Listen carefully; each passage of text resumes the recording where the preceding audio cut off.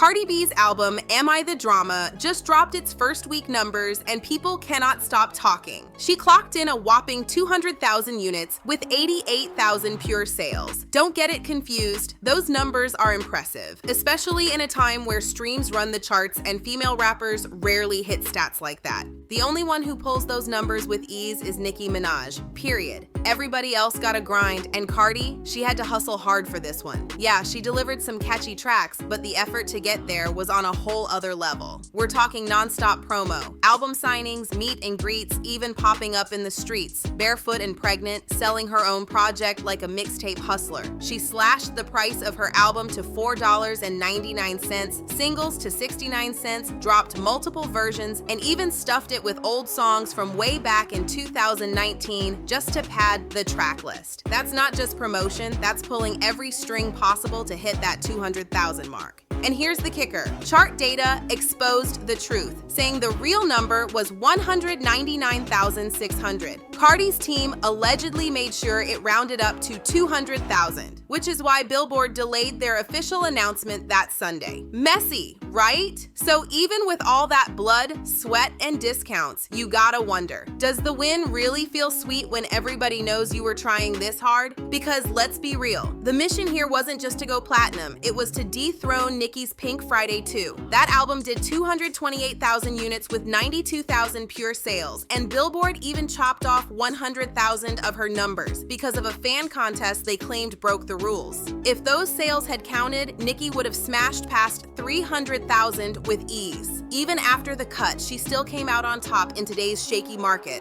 And you already know Cardi's camp wanted that crown. She and her team were loud about it too. When projections first dropped, Cardi said, "Don't listen to them, trust me, they'll cry the loudest next week. We're doing amazing. I'm proud of y'all. Keep buying, keep streaming, we got this." She even threw shade at Barb's, saying bookmark them tweets. Meanwhile, her friend Ken Barbie chimed in with, "Baby, they haven't even counted Sunday though." They were pushing the narrative heavy, like Cardi was about to blow Nicki out the water. Y'all don't even want me to drop that album because y'all gonna be fucking crying. Because I'ma outsell. I'ma have hits. I'ma be on top. That's a fact.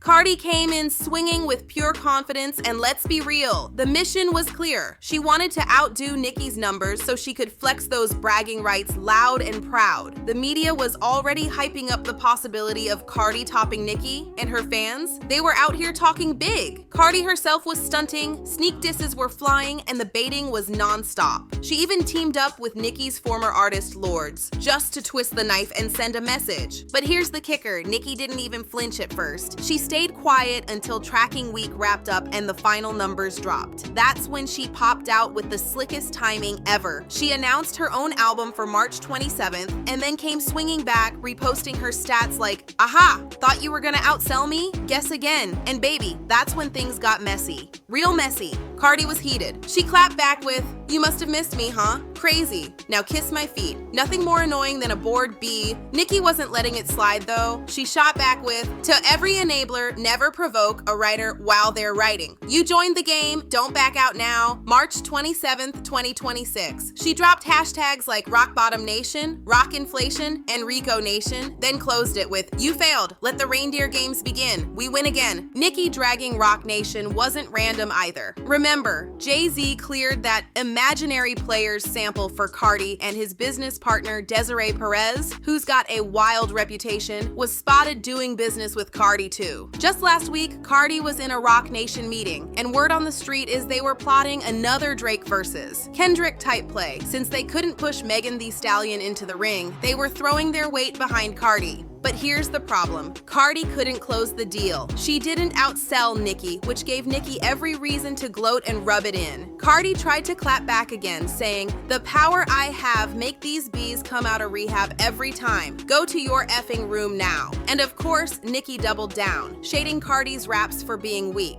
Cardi dropped her track magnet, and in it she spit, "A, B, C, D, E, F, G. These bees can't mess with me." Real playground rhyme energy. Nicki didn't waste time clowning that. She dubbed her Barney B and snapped back with A, B, C, D, E, F, G. Rap like Barney, still ugly. Cardi fired back calling her Cocaine Barbie, and Nicki turned it up even louder. A, B, C, D, E, F, G. Heavy tongue. Surgery to look like me. Tell the rat and tell Jay-Z. Rico fraud and perjury. She even slid in another wild line about Cardi's rumored baby daddy Stefan Diggs, saying A, B, C, D, E, F, G. Pregnant, play with his fantasy. The shade was nuclear. Now here's where it got extra spicy, because Cardi had already been shading JT's man Uzi, saying JT gotta pull out toys for him. And suddenly, folks were whispering the same about Stefan. Cardi wasn't holding back either, spitting A, B, C, D, E, F, G. Your man gotta snatch a CP, tastes like honeycomb. Yo bro be moving wrong. Who? Shots fired straight at Nicki's family ties. Nicki clapped back with more ABC venom.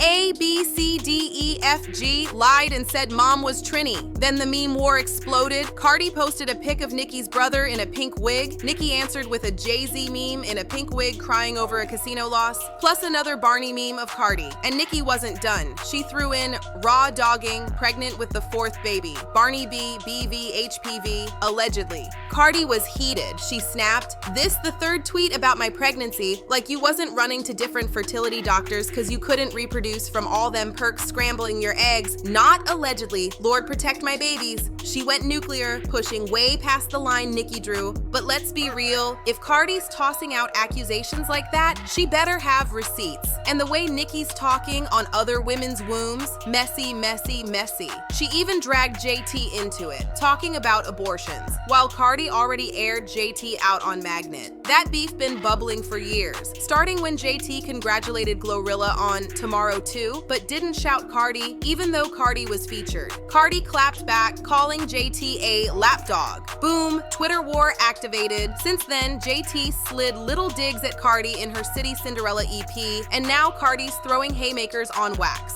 And here's what she rapped on Magnet. Bars sharp enough to reopen old wounds. Bitch, bring the baby ass bitch, run away, dirty foot ass bitch, backdooring ass bitch, hit on your friend ass bitch. See her going through it, you see her going through it in life, and put her on blast on social media ass bitch, you a hating ass bitch, ungrateful ass bitch. That's some of what Cardi said, then she added, her man cheats, but at least she doesn't have to stick a dildo in him. She was implying Lil Uzi might be gay or bi, and JT went off. JT clapped back, you talking about my man's sexuality. Let's talk about yours, Stefan Diggs. She pointed to an interview Tasha K did with Stefan's former stylist, Chris Blake Griffin, who alleged Stefan drugged him, tried to essay him, and have him unlie. All unproven claims from Chris. This turned wild fast, with both sides tossing accusations and the internet glued to every move. Well, he attempted to have me unalived because of him making a pass at me. It wasn't the pass that frustrated me the most. What made me most frustrated was the fact that he tried to unalive me after it, when in reality, even though I was violated, I never thought that the next step would be my life being threatened because you got turned down. But this story is straight up wild, and honestly, I don't think Chris is lying about it. He even filed a police report, so it's not just some random gossip, it's serious. Cardi ends up looking messy, trying to drag someone else's man when her own new man has a closet full of skeletons. People whisper that he's heavy into drugs. Yeah, drugs.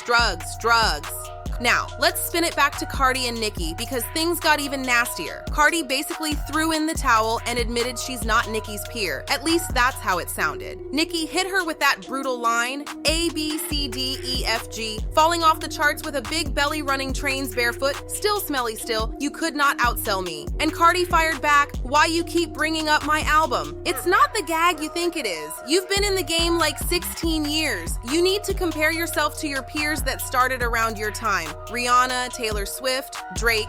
Those are the numbers you need to be competing with, and you can't because you're doing lower than all of them. I was in high school when you came out. What the F you comparing yourself to me for? But here's the kicker. This whole dig didn't land the way Cardi wanted. Because remember, she was the one bragging about outselling Nicki. That was her whole mission. Now that she couldn't do it, she's switching the script, trying to say Nicki's not even her peer. That's backwards. And truth be told, Nicki is holding her own right next to some of these massive pop stars. Lady Gaga, Ariana Grande, their last projects had similar first week numbers to Nicki's. So yeah, if you want to compare Nicki to the big leagues, she fits right in. But when it comes to female rap, Cardi and Nicki are absolutely peers, and they will always be compared. The difference is, Nicki is sitting at the top, solidified, no debate.